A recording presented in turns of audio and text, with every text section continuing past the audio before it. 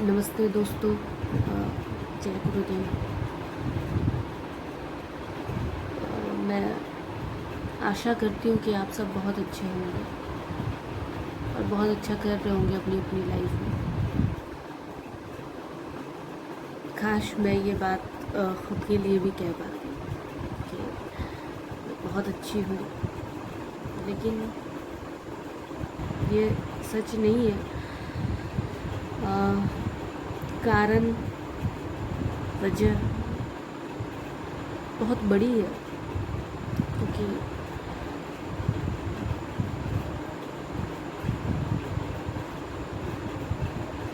क्या बोलूँ मैं अभी कुछ बोल पाने की स्थिति में नहीं हूँ, लेकिन लोगों का दबाव है, कुछ लोगों का, कुछ जो मेरे शुभ चिंतक हैं, मेरे वेल विशर्स हैं और जो अपने हैं, वो कहते हैं चलो मूव ऑन करते हैं, अपने आप को इंगेज रखो। तो बस वही करने की कोशिश कर रही हूँ।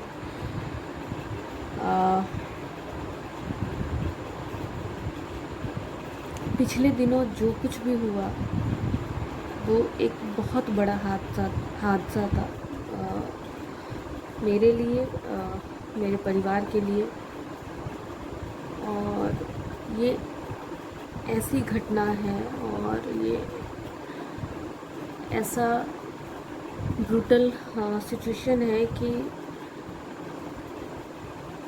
हम फिज़िकली तो स्टेबल हैं लेकिन मेंटली नहीं हैं, और पता नहीं हम कब इस सदमे से उभर पाएंगे।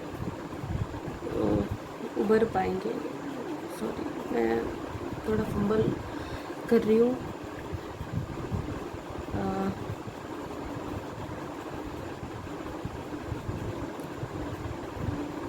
एक पल में जैसे आपकी दुनिया ख़त्म हो जाती है,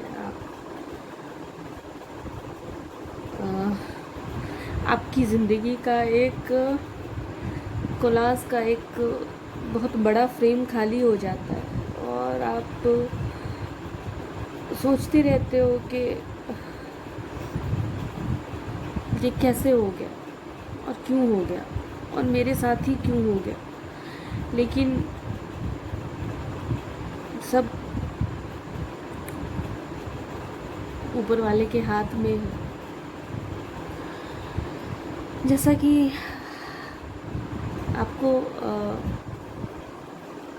साहब ने अपडेट कर दिया था कि एक जो वो घटना हुई, मेरे पिताजी अब शारीरिक रूप से अब हमारे साथ नहीं है। ये कहना ही बहुत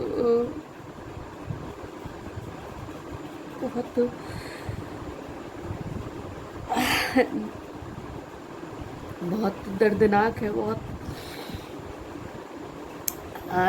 कठिन है, और इसको हज़म कर पाना भी बहुत कठिन है कि ऐसा कुछ हुआ है।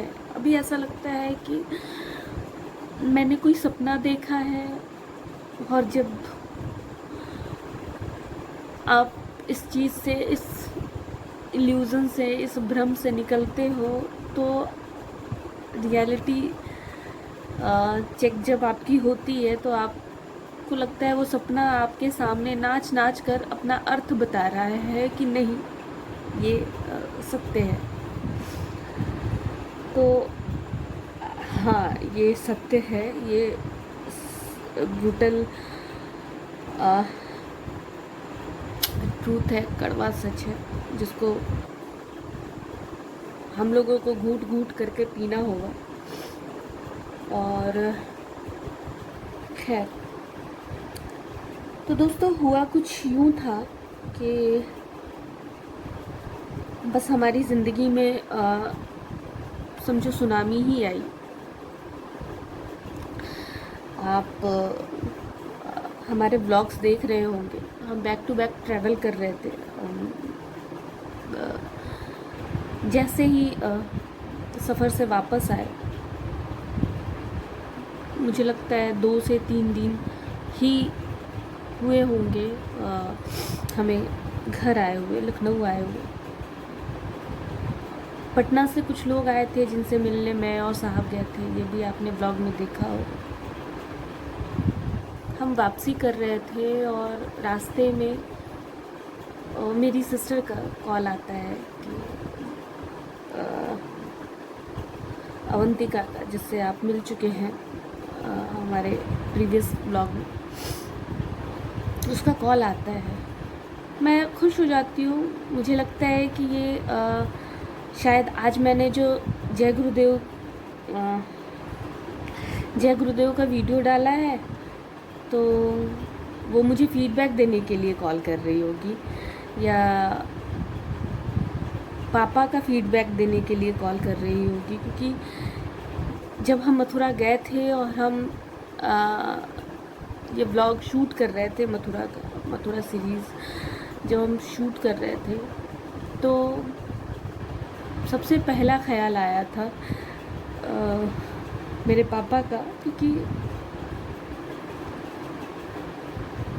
दादी और पापा के लिए वो स्थान और गुरुदेव कितना महत्व रखते हैं उनकी ज़िंदगी में, ये मैं बयान नहीं कर सकती। तो इन्होंने कहा था कि देखना पापा जब देखेंगे ये व्लॉग, उनको बहुत खुशी होगी, वो बहुत प्राउड फील करेंगे तुम पे। तो मैंने बातों बातों में इनको बताया था कि हाँ, जब मैंने एंकरिंग स्टार्ट करी थी तो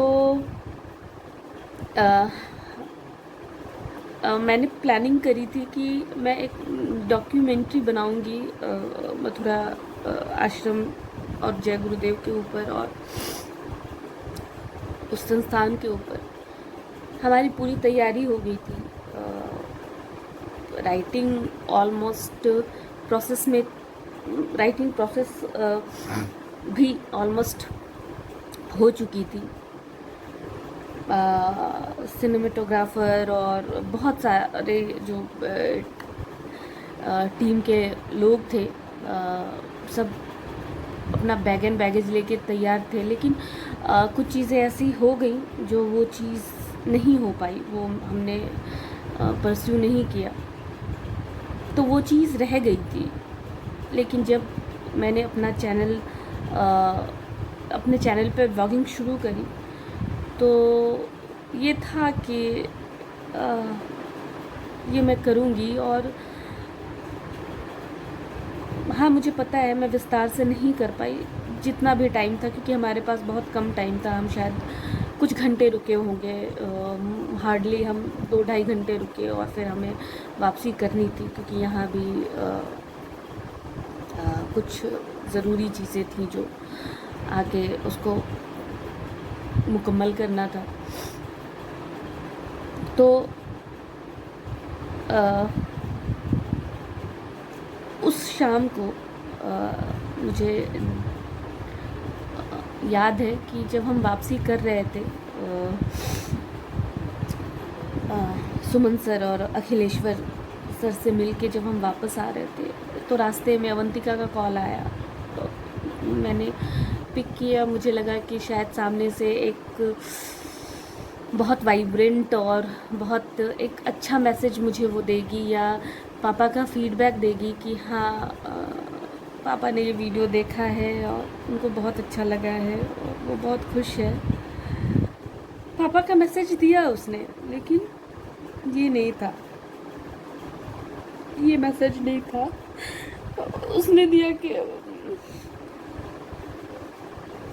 वो ठीक नहीं है, वो हॉस्पिटलाइज्ड है, और ये सिनारियो है, और तुम आ जाओ। और बस समझो कि मेरे पैर के नीचे से ज़मीन खिसक गई, क्योंकि मैं ऑलरेडी एक सदमे में थी। 2 साल पहले मैंने अपनी दादी को खोया, और मुझे वो बहुत ऐसा बड़ा झटका लगा है कि मैं उससे अभी तक उबर नहीं पाई हूँ। और एक और झटका, एक और सदमा। एनीवेज, तो फिर इन्होंने इमीडिएट टिकट कराई। नेक्स्ट मॉर्निंग मेरी फ़्लाइट थी। मैं बस पहुंच गई जितनी जल्दी हो सके। नमस्कार देवफ्राम संख्या 6E53 में आपका स्वागत है। पटना कोई भी इस चीज़ के लिए प्रिपेयर्ड नहीं था। कौन हो सकता है? कौन इस चीज़ के लिए प्रिपेयर हो सकता है? खैर, तो मुझे कुछ समझ नहीं आया क्योंकि मैं दूर थी। वहाँ पे मेरे सिबलिंग्स सारी चीज़ें मैनेज कर रहे थे, जो बहुत उम्र में छोटे हैं मुझसे और बच्चे हैं। मेरा पहला कंसर्न था, ओ माय गॉड, ये कैसे कर रहे हैं और ये कैसे हो पाएगा और अब क्या होगा। कोई तो चाहिए सपोर्ट के लिए। मैं थी नहीं, लोग थे, लेकिन शायद उनको बताया नहीं गया। कुछ रिश्तेदार थे, शायद होता है कि पहले आप जो प्रायोरिटी होती है आप उस पर फोकस करते हो और बाकी सब चीज़ें आप नहीं सोचते कि मुझे इसको इत्तला करनी है, उसको ख़बर करनी है। तो एनीवेज, मेरे कुछ बहुत ही जेन्युइन और बहुत ही मुखलिस दोस्त हैं। मैंने बस कुछ रिश्ते कमाए हैं अपनी ज़िंदगी में, जो टाइम टू टाइम प्रूव करते रहे हैं कि हाँ, ये लोग हैं मेरे साथ। उनमें से कुछ बहुत अज़ीज़ दोस्त थे मेरे, दोस्त हैं मेरे, जिनको मैंने कॉल किया और मैंने कहा कि बस ये चीज़ें हैं और आप एक बार उन लोगों से बात कर लीजिए, शायद उन लोगों को एक मेंटल सपोर्ट की ज़रूरत होगी। वो इमीडिएट उन्होंने कम्युनिकेट किया। वो वहाँ पहुँचे, फिज़िकली, मेंटली वो उन्होंने बहुत सपोर्ट किया बच्चों का, बहुत मोटिवेट किया, बहुत चार्ज किया कि ठीक है, कोई बात नहीं, इट्स ओके, सब ठीक हो जाएगा, हम लोग हैं, परेशान होने की ज़रूरत नहीं है। थ्रू आउट वो लोग इस जर्नी में हमारे साथ रहे, थ्रू आउट। मैं उनका दिल से शुक्रिया अदा करना चाहती हूँ कि वो लोग बस एक दोस्त, एक पिलर, एक सपोर्ट सिस्टम बन के थ्रू आउट उन लोगों के साथ, मेरे साथ, हमारे साथ खड़े रहे। Thank you so much Usama Khan ji, thank you so much Nitin Chainpuri ji, thank you so much Ejaz Hussain ji. आप लोगों का बहुत बहुत बहुत शुक्रिया, बहुत शुक्रिया। आप लोगों ने बहुत किया है और बहुत अच्छा रोल प्ले किया मेरे बिहाफ में। आप दोस्त नहीं, मैं आपको फैमिली ही कहूँगी, क्योंकि रिश्तेदार साथ तो बाद में आए, लेकिन आप लोग पहले थे। तो बस दिल से शुक्रिया। निशा, मेरा भाई नवीन, सब लोगों ने थ्रू आउट, भोलू, सब लोगों ने थ्रू आउट बहुत साथ दिया, बहुत सपोर्ट किया। खैर, तो फ्राइडे को मैं पहुंची, हॉस्पिटल पहुंची। मैंने सबका हाल देखा। सब टूटे हुए थे, लेकिन एक दूसरे को संभाल रहे थे। सबको बिखरने का डर था, लेकिन एक हौसला था, एक जिद थी, एक उम्मीद थी कि नहीं, ये नहीं होने देना है, बाकी हम सब मिल के कर लेंगे। एनीवेज, तो मम्मी ने कहा कि पापा आईसीयू में हैं, चलो मिल लो। सुन के तो एक लगा झटका कि मैंने कभी उनको इस हालत में इमेजिन नहीं किया था। कोई भी बेटी या कोई भी बच्चा अपने पेरेंट्स को इस हाल में नहीं देखना चाहेगा, या कोई भी पेरेंट्स अपने बच्चे को इस हाल में नहीं देखना चाहेंगे। लेकिन वो समय की डिमांड थी कि एक वो ऑप्शन था, एक सपोर्ट जो भी हो। तो मैं गई हॉस्पिटल, आईसीयू में। मैंने जो उनकी स्थिति देखी, I can't tell you.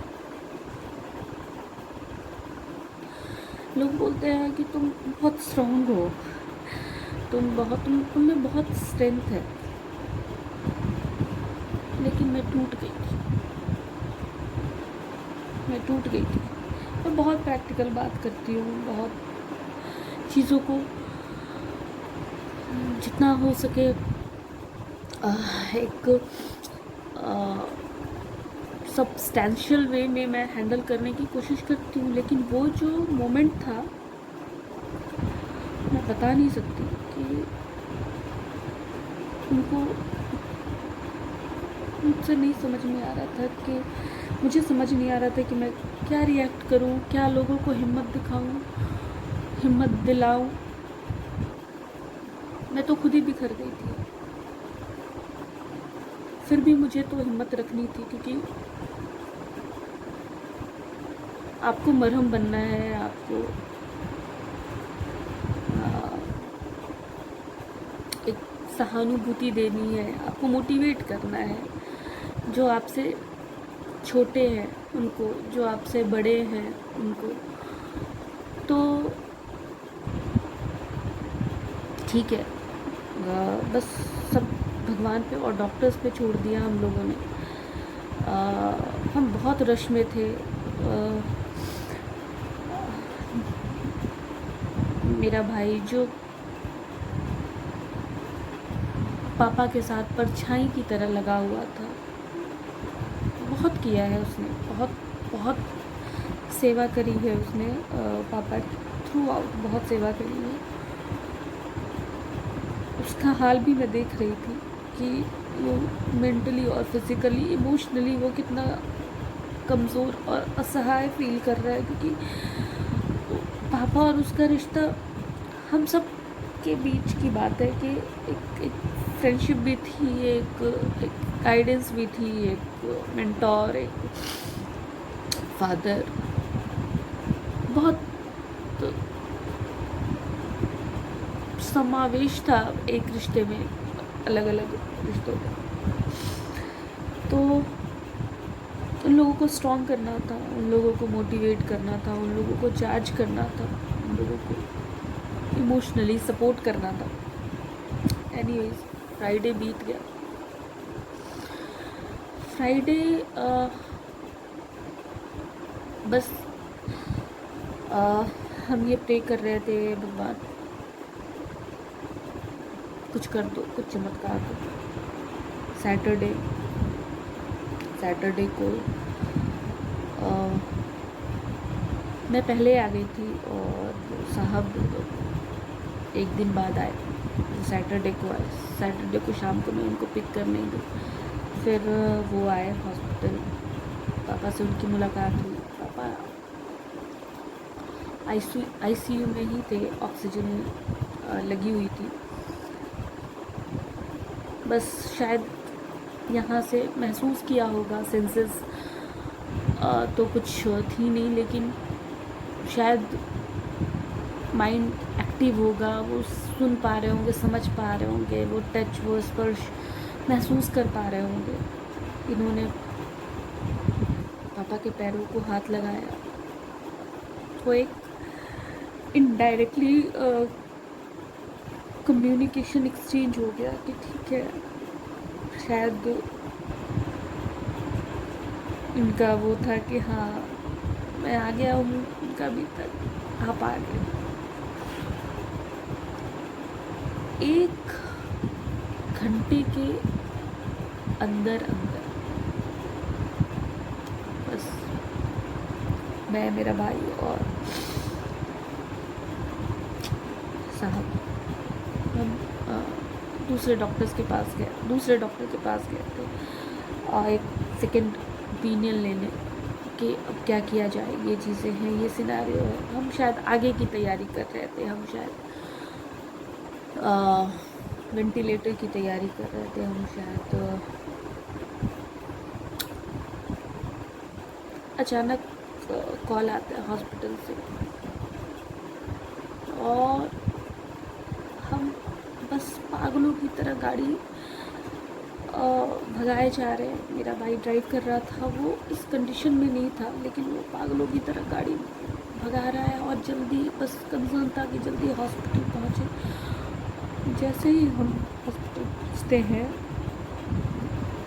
Her cheese remove कर दी गई थी और ये घोषित कर दिया गया था कि वो अब हमारे साथ नहीं है।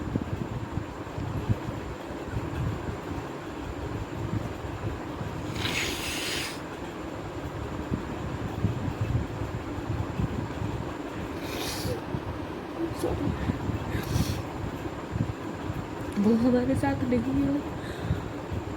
Oh my God, oh my,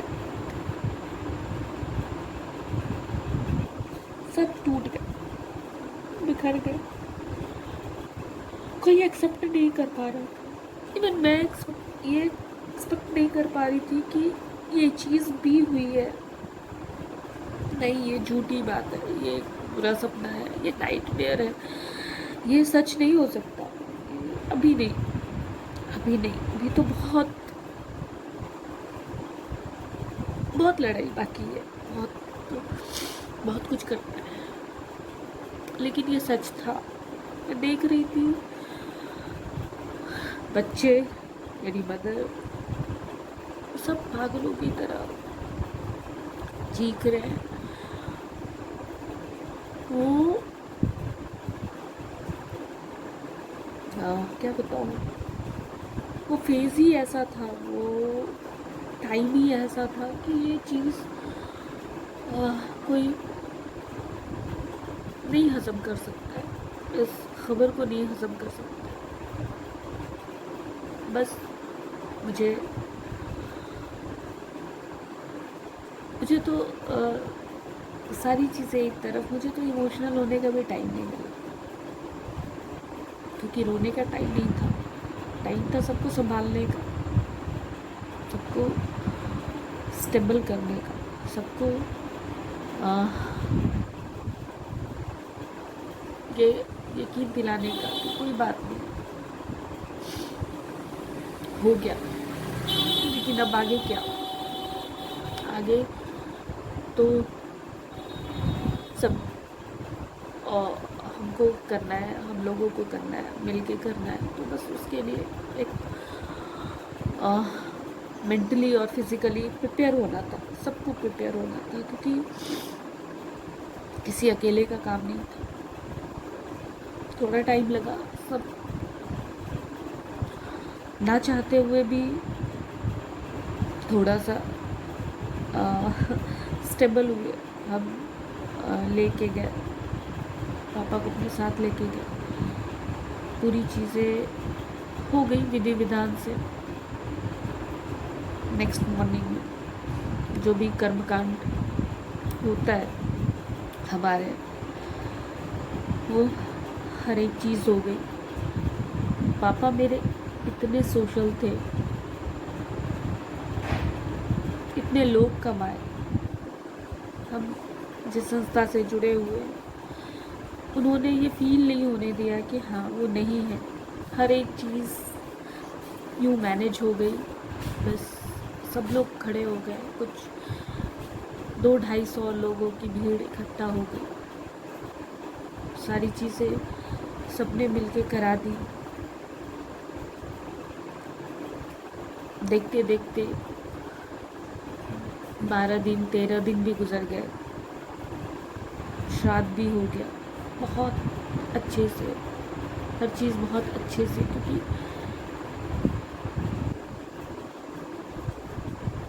ऐसी आत्मा के साथ यही होना चाहिए और ऐसी ही विदाई उनको सूट करती है। पूरे दिन एक तरफ पूजा होती रही, दूसरी तरफ सत्संग होता रहा और कुछ तकरीबन 400 450 लोगों की भीड़ थी। सबों ने बस हाथों हाथ मिलके हर चीज़, बस सारी जिम्मेदारी बांट ली थी, क्योंकि भाई मेरा अकेला था, वो इंगेज था, तो बस सब बहुत हो गया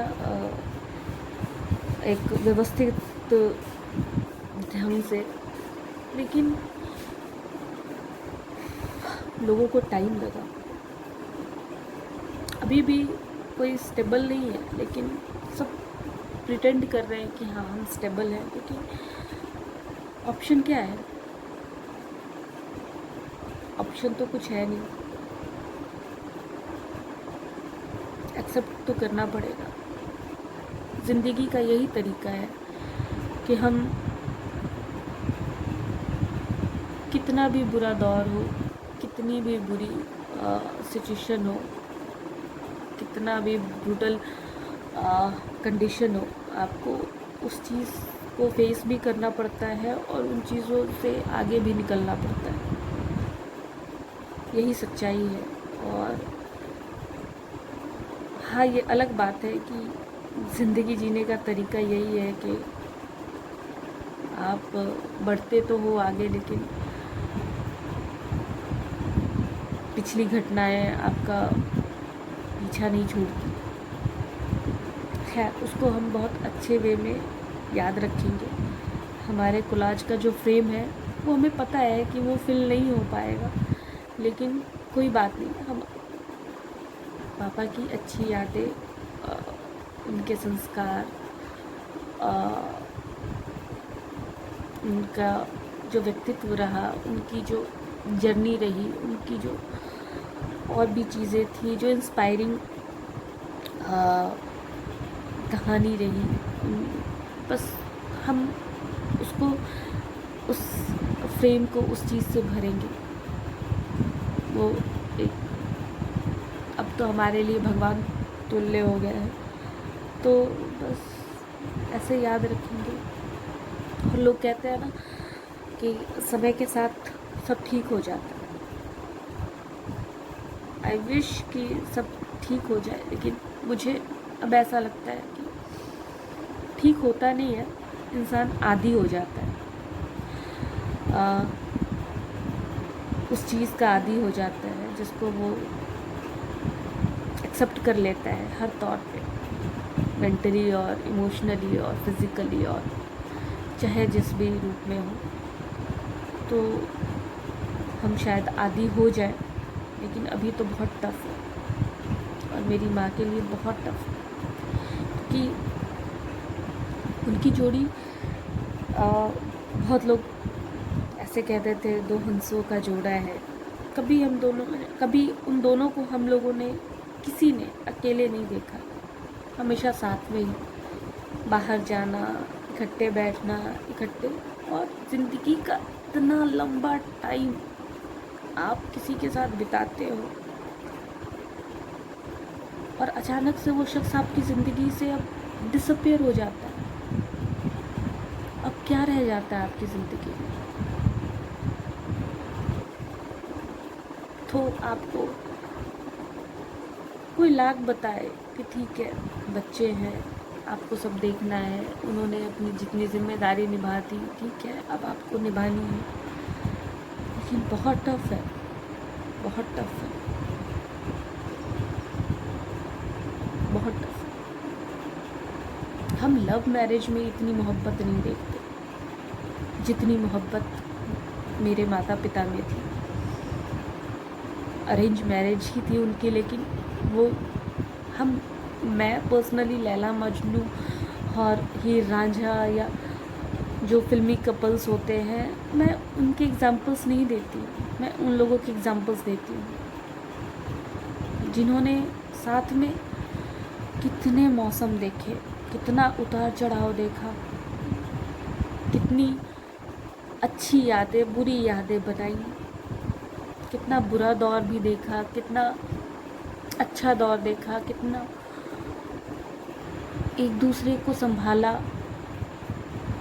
एक दूसरे के साथ खड़े रहे, बहुत कुछ बहुत कुछ। और अचानक से कोई एक अकेला हो जाता है, वो पिलर और वो एक जो एक साथ था, एक साया था, एक एहसास था कि कोई है जो मेरी केयर करता है, कोई है जो मुझसे प्यार करता है, कोई है जो जिसके साथ मेरी एनर्जी डबल हो जाएगी, डबल होती है। अब वो नहीं है, तो ये डाइजेस्ट करना बहुत टफ है, लेकिन भगवान और गुरुदेव ने बहुत साथ दिया, बहुत हिम्मत दी बच्चों को भी और माँ को भी, कि वो लोग अभी स्टेबल है। और बस आप लोगों से यही कहना चाहूँगी कि आप लोग भी दुआ करें कि मेरे फादर की आत्मा को शांति मिले, और मेरे साथ जो लोग हैं और मुझे भी बहुत ज़रूरत है कि एक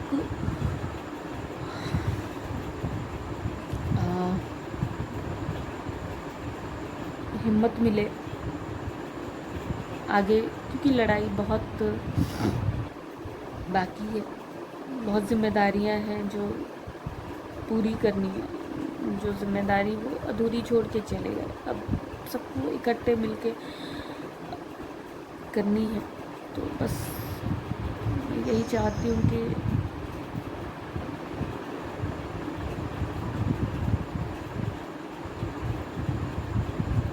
ठीक है।